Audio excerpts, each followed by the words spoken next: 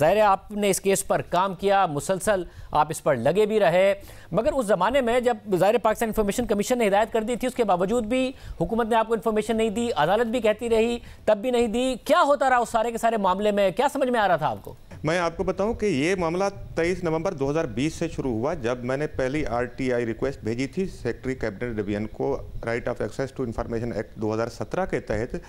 اور اس ایکٹ کے تحت گورنمنٹ آف پاکستان کے ڈپارٹمنٹ پابند ہیں کہ 10 دن کے اندر مطلوبہ انفارمیشن دے دیں، مگر مجھے نہیں دی گئی تھی. پھر میں پاکستان انفارمیشن کمیشن میں اپیل کے لیے گیا تھا، اپیل کی تھی تو اس کا فیصلہ میرے حق میں ہوا، مگر اس پر عمل درآمد نہیں ہوا آرڈر کے اوپر. اس دوران میں درخواستیں دیتا رہا، میں نے 3 اپلیکیشن دی اور 3 بار کمیشن نے لیٹر لکھا سیکرٹری کیبنٹ ڈویژن کو، مگر انہوں نے اس پر عمل درآمد نہیں کیا. پھر میں نے کنٹیمپٹ آف کورٹ کی اپلیکیشن دی تھی، یہ میں مئی میں دی تھی، میں نے مئی 2021 میں پاکستان انفارمیشن کمیشن میں، اور اس کے اوپر شوکاز نوٹس جاری ہوا تھا 8 جولائی 2021 کے لیے، اور ہیئرنگ بھی ہوئی تھی.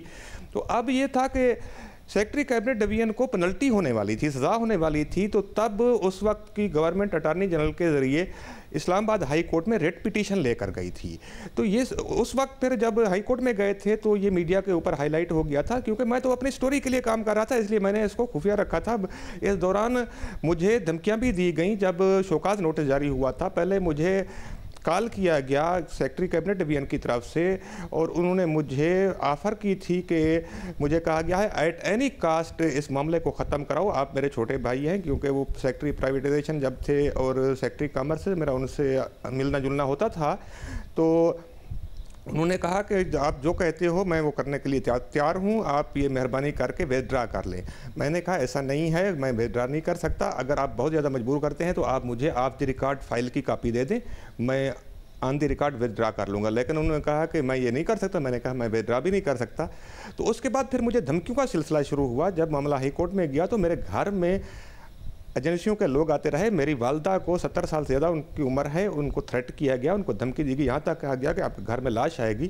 یہ تک بھی کہا گیا. مجھے فالو کیا جاتا رہا. جب میں جہاں پر بھی جاتا تھا تو میرے پیچھے ایک گاڑی پر لوگ مجھے فالو کر رہے ہوتے تھے. اس کے علاوہ ہم سوات گئے تھے، 3 دوست تھے ہم، تو وہاں پر PTI کے لوگوں نے ہمارے اوپر حملہ کیا تھا، ہمیں زخمی کیا تھا. اس کی FIR تک درج نہیں ہوئی تھی. اس کے علاوہ آج بھی میری فیملی راجن پور سے میں بلانگ کرتا ہوں، راجن پور میں آج بھی میں انتقامی کاروائیاں برداشت کر رہا ہوں. یہ سارے چیزیں میں برداشت کرتا رہا اور میں نے سٹینڈ لیے رکھا. جس طرح آپ نے بتایا ہے کہ اسلام آباد ہائی کورٹ میں یہ ساری سماعتیں ہوتی رہی ہیں، لیکن اس میں یہ شکایت ہے، مجھے شکوہ ہے کہ اس کو بہت لنگر آن کیا گیا. حالانکہ یہ تو پہلے ہفتے کے دوران ہی پہلی یا دوسری سماعت پر یہ اپیل ریجیکٹ ہونے والی تھی، یہ ریٹ پٹیشن گورنمنٹ کی، لیکن یہ بہت ہی لنگر آن ہوتی گئی. اور ابھی تک میں آپ کو بتاؤں کہ یہ فیصلہ نہیں ہوا ہے، اور مجھے میری مطلوبہ انفارمیشن لیٹر اینڈ اسپرٹ نہیں ملی ہے آفیشلی. اس میں نے جو چیزیں مانگی ہیں، کچھ چیزیں آج بھی شادیب خان صاحب آج بھی منظر عام پر نہیں ہیں. میں نے پوچھا تھا کہ جو گفٹ عمران خان نے ریٹین کیے ہیں توشہ خانہ سے، ان کی ڈیٹیل سپیسیفیکیشن بتائی جائے، کیونکہ آپ جو یہ بتا رہے تھے یہ درست بتا رہے تھے جو آپ کے سامنے آیا ہے، لیکن میں کچھ اور مانگ رہا ہوں. میں یہ پوچھ رہا ہوں کہ اگر گھڑی ہے، ایک ڈائمنڈ گھڑی ہے، تو اس کا ماڈل کیا ہے، اس کی سپیسیفیکیشن کیا ہے، تاکہ ہم اس کمپنی سے معلوم کر سکیں کہ اس کی مارکیٹ ویلیو کیا ہے. اور پرائس اسیسمنٹ جو کی گئی ہے اس میں بہت زیادہ انڈر پرائسنگ ہوئی ہے. میں آپ کو بتاؤں کہ 1 لاکھ روپے کی چیز کی 10 یا 20 ہزار روپے پرائسنگ کی گئی، اور اس کا 20% عمران خان نے دیا ہے. اور پھر میرا ایک اور کویسچن تھا میری RTI کے اندر، جو سب سے اہم کویسچن ہے، وہ یہ ہے کہ جو پیمنٹ عمران خان نے کی ہے انڈر پرائسنگ کرنے کے باوجود، وہ پیمنٹ کون سے اکاؤنٹ سے ٹرانزیکشن ہوئی ہے، جس کا یہ مجھے یہ نہیں بتا رہے ہیں کہ کون سے اکاؤنٹ سے ٹرانزیکشن ہوئے. میں آپ کو ذمہ داری کے ساتھ اس پلیٹ فارم پر کہتا ہوں کہ عمران خان کے اکاؤنٹ سے وہ پیمنٹ نہیں ہوئی ہے، بلکہ کسی اور کے اکاؤنٹ سے پیمنٹ ہوئی ہے. اور میرے سورسز نے جو بتایا ہے وہ یہ کہ تحفہ ریٹین کرنے سے پہلے ہی فروخت کر دیا گیا تھا، اور جس کو بیچا گیا تھا اس کی اکاؤنٹ کی طرف سے یہ پیمنٹ ہوئی ہے، ٹرانزیکشن ہوئی ہے. تو یہ ایک ٹوٹل کرپشن کا کیس ہے، نیب کیس بنتا ہے، لیکن اس کی آج تک مجھے سرٹیفائیڈ انفارمیشن نہیں ملی ہے. یہ بڑی اہم بات ہے. راضی صاحب یہ بھی بتائے گا کہ क्या इनिशियल वजह थी कि आपको शुरू में जो इन्फॉर्मेशन मिली उसमें आपको ये पता था कि ये तोहफे हैं नहीं और बेच दिए गए हैं, जिसकी वजह से आप इसको परसू करते रहे, या ये बाद में आपके सामने इन्फॉर्मेशन आती रही? क्या वजह थी कि आप इतना ज़्यादा इस स्टोरी को परसू करते रहे? जी शाहजेब खान साहब, आप सीनियर सहाफ़ी हैं, आप जानते हैं कि हमारे सोर्सेज होते हैं। मुझे सोर्सेज से इन्फॉर्मेशन मिली थी और क्रेडिबल इन्फॉर्मेशन थी कि इमरान खान ने मिसकंडक्ट किया है इन तहफ़ के मामले में। अब ये था कि क्योंकि एक प्राइम मिनिस्टर के ख़िलाफ़ ये स्टोरी जा रही थी, तो बजाय सोर्सेज पर रिलाई करने के मैं ये स्टोरी छाप देता, मैंने right of access to information के तहत अपना राइट एक्सरसाइज किया ताकि मुझे सर्टिफाइड इन्फॉर्मेशन मिल सके।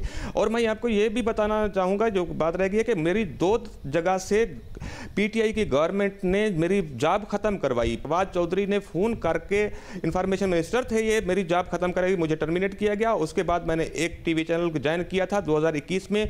वहाँ पर मुझे तीसरा दिन था कि मुझे बुलाकर सीईओ ने कहा, वो सीईओ मशहूर शख्सियत हैं, बड़े आदमी हैं, लेकिन उनकी मेहरबानी है ना, उन्होंने मुझे बुलाकर कहा कि मेरी मजबूरी है, मैं आपको अफोर्ड नहीं कर सकता। मैंने कहा सर थैंक यू, आपने ये मुझे बुलाकर बताया और 1 महीने की सैलरी भी दे दी, आपकी मजबूरी है, मैं जा रहा हूँ। उसके बाद भी मैं जहाँ पर भी ज्वाइन करता हूँ, पीटीआई के लोग मुझे फॉलो कर रहे होते हैं, आज भी ये पावरफुल हैं और मुझे कहीं पर भी सहाफ़त में, किसी अखबार में या टीवी चैनल में काम नहीं करने देते, बल्कि मेरी जॉब ख़त्म करवा दी जाती है। मैं यहाँ पर एक चीज़ है कि मैं दाद दूंगा पाकिस्तान इंफॉर्मेशन कमीशन के कमिश्नर जाहिद अब्दुल्ला साहब को, जिन्होंने डटकर मुकाबला किया और एक स्ट्रांग फैसला दिया था। हालांकि सेक्रेटरी कैबिनेट डिवीजन ने उनको धमकी दी थी, उनके सामने कहा था कि फेडरल गवर्नमेंट से बड़ा बदमाश कोई नहीं होता, आप ये फैसला दिया है, आप इस पर बहुत ज़्यादा परसू कर रहे हैं, इसको आप सोच लें, आपके खिलाफ बुरा भी हो सकता है।